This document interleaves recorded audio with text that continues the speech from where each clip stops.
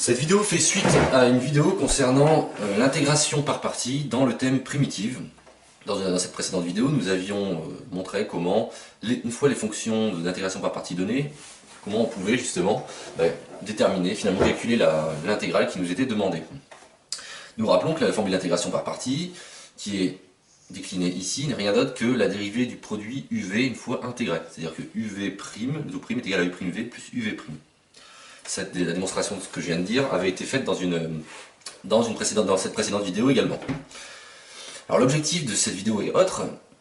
L'objectif est de voir comment est-ce qu'on peut, entre guillemets, deviner les fonctions qu'on va dériver et qu'on va intégrer. C'est-à-dire quelle est la fonction qui va être U' et quelle est la fonction qui va être V. Parce qu'en théorie, on a plusieurs choix possibles. Alors l'idée pour ça, c'est d'avoir bien en tête la chose suivante, qui est que la formule d'intégration par partie n'est utile que si elle ne débouche à un calcul intégral facile. La formule d'intégration par partie, nous l'utilisons lorsque nous nous retrouvons face à une intégrale qu'on n'est pas capable de calculer par une primitive directe. Par exemple, cette fonction-ci, t cos t, on n'a pas une primitive directe en tête. La formule d'intégration par partie est un outil pour transformer cette intégrale difficile à calculer en une intégrale plus facile à évaluer. L'idée étant que l'intégrale difficile à calculer soit ce terme-ci, et l'intégrale facile, une fois transformée, soit celle-ci. Donc l'objectif, si je résume, est de passer d'une intégrale avec une primitive non calculable à une intégrale dont la primitive est explicitement calculable cette fois-ci. C'est-à-dire par exemple du sinus, du exponentiel, etc. mais qui n'est pas de terme non calculable. Alors comment faire le choix finalement? Donc ce qu'on va faire, c'est qu'on va le décliner sur deux exemples et on va comprendre en fait ce qui se passe. Alors imaginons qu'on commence de manière complètement naïve pour le calcul de cette première intégrale en se disant tiens, là je ne peux pas calculer de manière directe, ce que je vais donc faire c'est je vais utiliser la formule d'intégration par partie en me calquant sur cette formule. Donc là, le terme de gauche semble être U', le terme de droite semble être V. Donc c'est ce que je vais choisir. Donc je vais choisir U' est égal à T et je vais choisir V est égal à cos T. Je dois donc déterminer T et V, enfin U et V'. Donc là, une primitive de T, ça va être T carré sur 2. Tandis que la dérivée de cos T, ça va être moins sinus.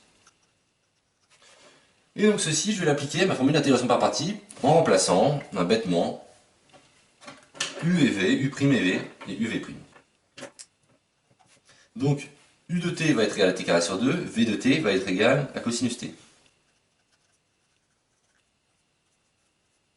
U de T c'est T carré sur 2, V' de T c'est moins sinus T. Ici nos deux moins ça va faire plus, l'intégrale linéaire le moins peut sortir, donc je vais pouvoir me débarrasser de ces deux choses-là pour obtenir un plus. Bon, on ne va pas calculer explicitement cette intégrale, c'est pas l'objectif de la vidéo. Maintenant ici, l'objectif est d'avoir un regard critique sur ce qu'on vient de faire. Regardons l'intégrale de départ, t cos t. On ne pouvait pas calculer une primitive directement. La question est, est-ce que l'intégration par partie nous a permis d'obtenir une intégrale dont on a une primitive usuelle calculable? La réponse, pour t carré sinus t, est non, et encore plus non que celle de départ, puisque on a un t et en plus il est au carré, quoi. On ne connaît pas la primitive de t carré sinus t. Donc notre choix a été mauvais. Alors essayons de le faire dans l'autre sens cette fois-ci. Donc on avait choisi U' est égal à t et V est égal à cosinus t. Et bien choisissons l'inverse, c'est-à-dire choisissons en réalité d'écrire t cos t sous la forme cos de t fois t. C'est-à-dire que cos de t va correspondre à U' de t et t va correspondre à V de t. Que devient U? Alors U, cette fois-ci, c'est une primitive, donc c'est sinus. Et sa dérivée, ça va être 1, dérivée de V. La dérivée de V est égale à 1. Remplaçons et regardons ce qui se passe. Donc U fois V, c'est U fois V, c'est-à-dire T sinus T. U fois V', c'est sinus T fois 1, donc sinus T. Voilà. Et là on voit tout l'intérêt de l'intégration par partie. On est passé de l'intégrale de T cos T, une primitive non calculable, à l'intégrale de sinus T, et sinus on sait calculer sa primitive. Donc vous pouvez en exercice poursuivre le calcul de cette intégrale et regarder ce que vaut cette fonction.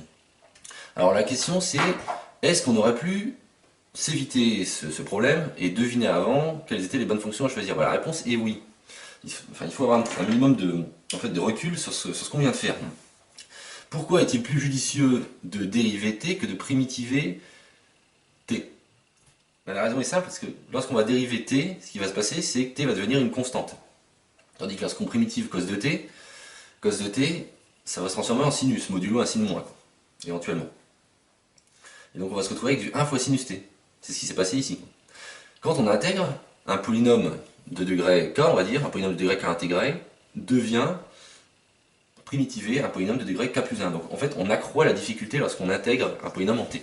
Donc ce qui est logique de faire lorsqu'on a quelque chose de cette forme-là, c'est de dériver le polynôme. Pourquoi? Parce qu'on fait décroître le degré. On avait un degré 1 ici, on est passé à un degré 0 pour cette intégrale. Donc on aurait pu directement deviner que la bonne fonction à dériver, c'était la fonction t. De manière générale, il existe plein d'intégrales comme ça qui sont de cette forme-là, avec un polynôme devant, et dont le principe est le même, est de dériver le polynôme. Donc typiquement, par exemple, voici notre exemple, comme par exemple l'intégrale de 0 à 1 de t exponentielle de t, par exemple. L'intégrale de t exponentielle de t, c'est pareil, ben on va dériver t, ce qui va nous donner 1, et on va intégrer exponentielle de t, ce qui va nous donner exponentielle de t. Donc il nous restera à primitiver exponentielle de t. De même, si on mettait un carré ici, qu'est-ce qui se passerait si on mettait un carré ici? Ce qui va se passer, c'est qu'on va dériver une première fois, la première intégration par partie, en dérivant t carré, va nous donner 2 fois t. La dérivée de t carré, c'est 2 fois t. Donc on va se retrouver à la fin avec du 2t exponentielle de t. Et ce qui se passera alors, c'est qu'on devra faire une deuxième intégration par partie. Donc ce qu'il faut retenir, c'est que lorsqu'on a un terme du style l'intégrale de quelque chose à quelque chose de t puissance k fois un terme qu'on saura facilement primitiver, ben, il est judicieux, il est très, enfin, de manière générale, il est judicieux de dériver le terme le terme polynomial, une voire plusieurs fois, suivant le degré du polynôme, et de primitiver l'autre. Donc on l'a par exemple pour t carré exponentielle de t, on l'a pour t cos t, on l'a pour t sinus t, ça marche aussi pour l'intégrale de t ln de t dt par exemple, entre par exemple 1 et e. Voilà, donc ça c'est un des cas classiques. Alors, je voudrais également évoquer un exemple de cas classique qui est représenté par cet exemple-ci. Donc l'intégrale de 0 à 1 de ln de t plus 2 dt, où on a envie de faire, enfin on n'a pas a priori une primitive de ln de t plus 2. C'est absolument pas évident, c'est pas une primitive visuelle. Et donc là, on n'a pas non plus de produit, c'est-à-dire qu'on n'a pas de quelque chose de la forme, enfin on n'a pas l'impression en tout cas qu'on a un produit de la forme u'v. Et pourtant, il existe ce type de cas de figure peut être traité de manière très efficace à l'aide d'une intégration par partie. Alors comment? Ben simplement en se rendant compte que ln de t plus 2, c'est simplement ln de t plus 2 fois la fonction constante est égale à 1. Donc, si j'essaie de faire dans ce cas-là, c'est donc de dériver la fonction ln de t plus 2 et d'intégrer la fonction égale à 1. Lorsqu'on intègre la fonction égale à 1, on se retrouve avec t, et lorsqu'on dérive t plus 2, on se retrouve avec 1 sur t plus 2. Si bien qu'au final, on va se retrouver en appliquant la formule d'intégration par partie avec la formule suivante.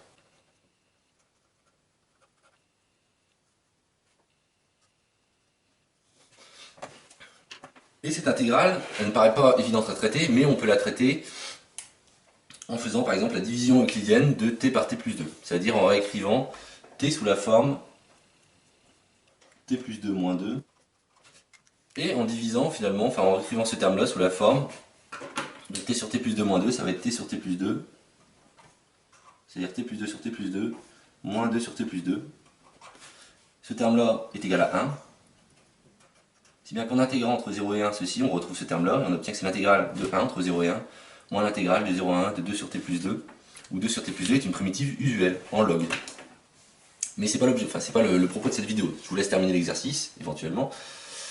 La raison pour laquelle j'ai parlé de cette intégrale est qu'on peut éventuellement effectuer une intégration par partie, même si on n'a pas un terme produit. Enfin, on n'a pas l'impression d'avoir un terme produit, on a un produit toujours par 1. Donc là, on est en train de multiplier une fonction par 1, donc c'est que ça peut quand même être traité par intégration par partie. Donc ça peut arriver que vous utilisiez ça. Voilà, alors je voudrais terminer en soulignant le fait que cette vidéo ne donne pas une démarche générale pour choisir n'importe quelle fonction dans n'importe quel cas de figure pour une intégration par partie. Il faut bien garder à l'esprit que là je vous ai donné 2 exemples et qu'il en existe des tas d'autres. Le tout est d'être judicieux, c'est-à-dire avant de commencer votre intégration par partie, faites différents choix, testez-les et au lieu d'écrire toute la formule, simplement essayez d'écrire ce que serait u fois v' pour voir, une fois que vous avez posé u'v, écrivez ce que serait u fois v' pour voir si u fois v' est une primitive, enfin quelque chose qu'on peut intégrer facilement, ou, même si on ne peut pas l'intégrer facilement comme ça, quelque chose qui peut se ramener à quelque chose qu'on intègre facilement, quoi. Parce que c'est pas forcément, on n'obtient pas directement forcément une primitive usuelle. Voilà, donc ceci termine cette vidéo sur comment choisir les fonctions dans une intégration par